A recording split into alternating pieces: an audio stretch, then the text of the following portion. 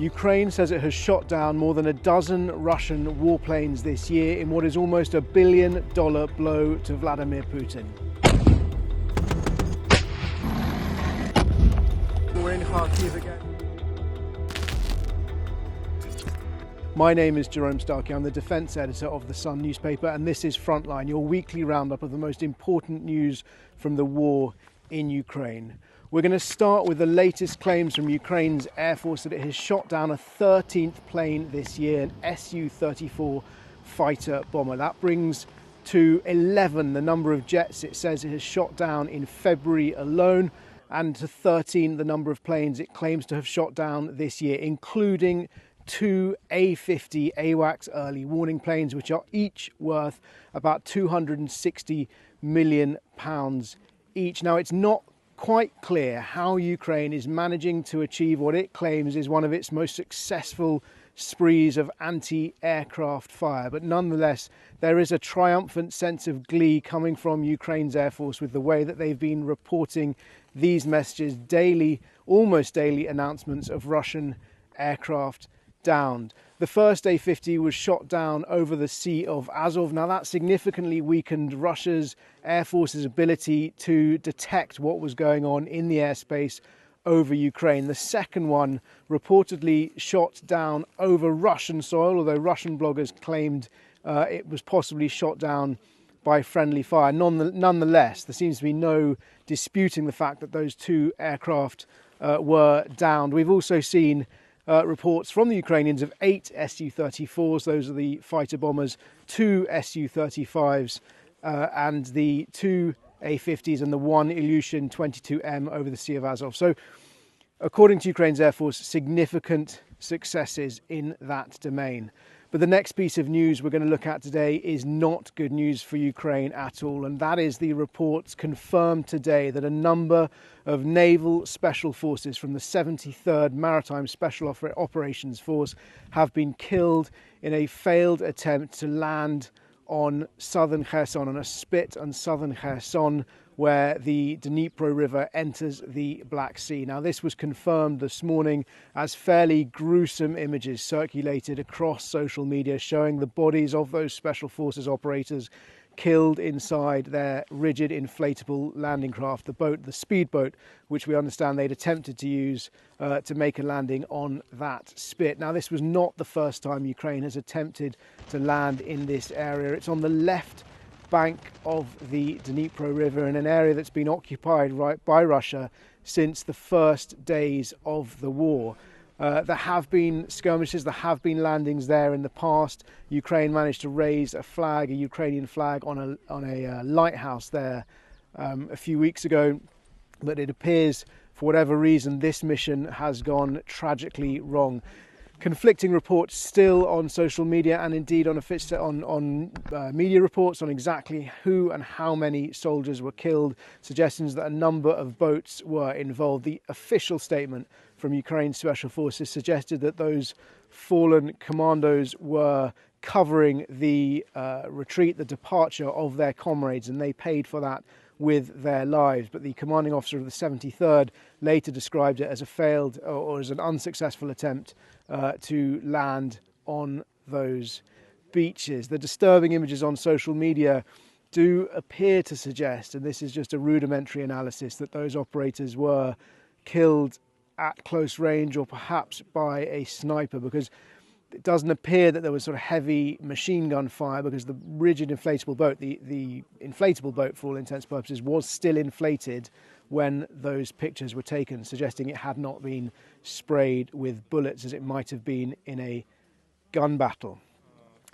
The third thing we're going to talk about today is what's going on in neighbouring Moldova, and that's because a congress in the breakaway sliver of land known as Transnistria has asked Russia for help. Now, this is significant because it looks like a similar manoeuvre to what we saw happening in the Donetsk and Lugansk People's Republics, which was the names of the breakaway Russian-backed states in eastern Ukraine on the eve of war 2 years ago. Transnistria is in some senses a similar sort of territory. It is about the size of Kent or Hampshire. It's about 1,400 square miles, but it's a sliver of land, a landlocked enclave on the eastern edge of Moldova. So it has Moldova on one side and it has Ukraine on the other side. And it has a large population of Russian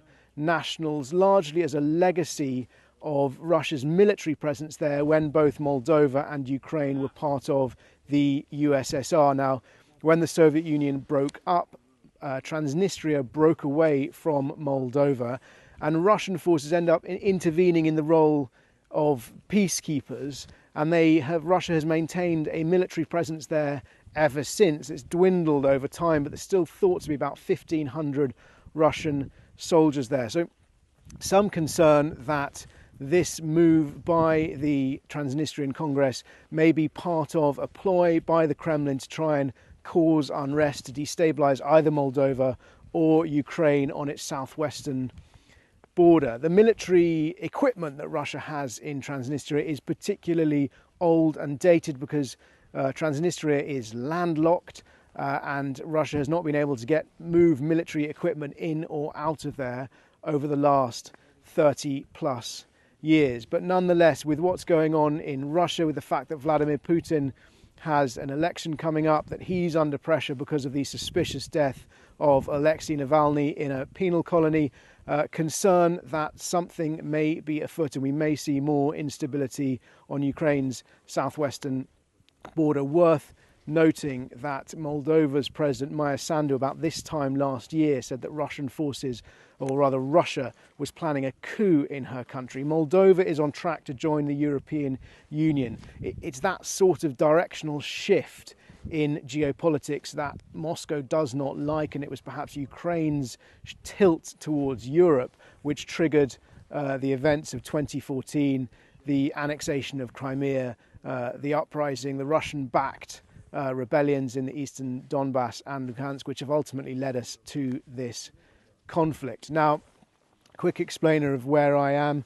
I'm speaking to you today again from Kharkiv. I'm with a Ukrainian air defense unit who've been using this ZU gun behind me, which fires 23mm caliber bullets, an anti-aircraft weapon which they've been using to shoot down Iranian-made Shahed drones. Now, those are the large one-way kamikaze attack drones which have been causing such devastation across Ukraine for about the last 18 months. Now, originally we saw those drones built and supplied from Iran. More recently, we think they're being manufactured in Russia under license. These are not especially sophisticated weapons, but their advantage to Russia is that they are cheap. They have long range, and when they get through, they are effective.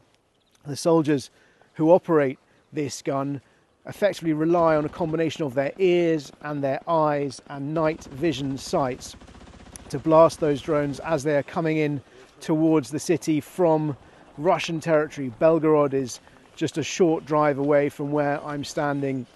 These guns are each aligned around Kharkiv. They are protecting Ukraine's second city, and the soldiers here are acutely aware that their job when they shoot those drones down is protecting lives, is saving lives in Ukraine's second largest city. They have stressed, as soldiers so often do, that they need more weapons like this in order to be able to defend the city more comprehensively. Although Ukraine's strike rate at shooting down these Shaheds is remarkably high, but nonetheless what we've seen from Russia over the last 18 months is an attempt to use those Shahed drones, because of their relative cheapness, to overwhelm Ukraine's air defences, particularly during the campaign to destroy Ukraine's critical national infrastructure, to destroy the heating and energy infrastructure that we saw a year ago in the winter. Swarms of Shaheds, or large numbers of Shaheds, are lobbed at Ukrainian territory, perhaps in order to enable the more valuable, powerful and high-tech missiles coming behind them to get through. It's people like this who are, in some senses using a weapon which hasn't changed an awful lot for decades. I mean, these guns resemble in many ways the same guns that Londoners were using to protect the capital from the Blitz more than half a century ago. The difference now, of course, is that the troops operating these are also wearing night vision goggles so that they can see the drones as they buzz towards their targets. They told me that when a drone is coming through their area of responsibility, they have to react incredibly quickly. They only get about 20 or 30 seconds when that drone might be within range, when they're able to shoot it down. And the risk that the soldiers operating these weapons face is that when the drones come down, very often they crash in the direction of the gun that shot them down. So the crew that operates this gun have shot down 2 Shaheds themselves. The wider unit that they're part of has shot down 7 this year. Some of those have landed within 200 meters of the gun crew. The crew that was operating this gun said they had a Shahed land within 500 meters of them when they shot one down. As ever, if you do have any questions and you're watching on YouTube, please ask them in the comments below and we will endeavour to answer them next time.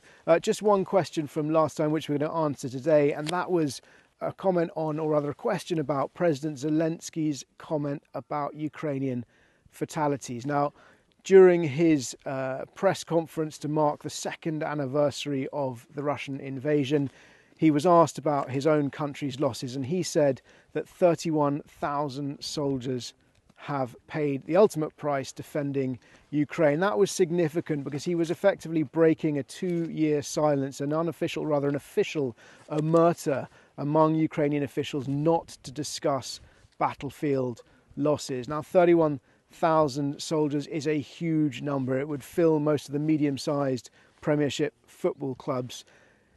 It is, however, significantly lower than estimated Russian losses. It's also significantly lower than an estimate of Ukrainian losses that we saw published in the New York Times last summer.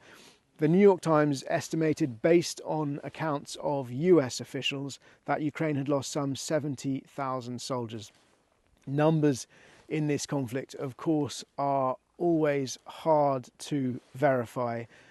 The United Kingdom, the British government, said recently it believed Russia's total battlefield losses had now reached around 350,000. Now that includes killed and injured.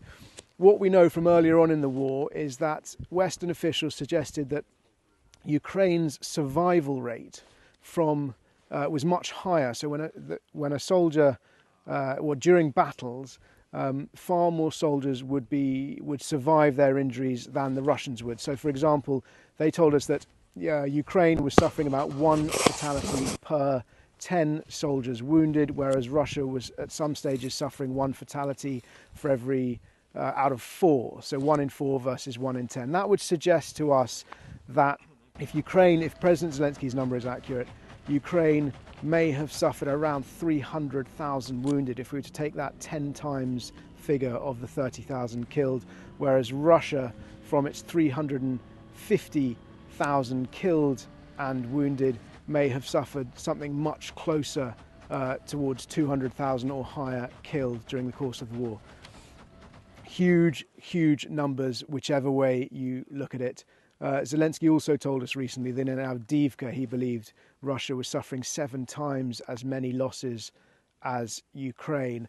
Of course, the grim lesson from both Avdiivka and Bakhmut before that was that the Kremlin seems quite prepared to pay that blood price in huge human losses for relatively modest gains on the battlefield. And there are concerns that Moscow will continue that tactic of throwing men at this conflict in an attempt to try and grind down Ukraine and wear down the resolve of her allies.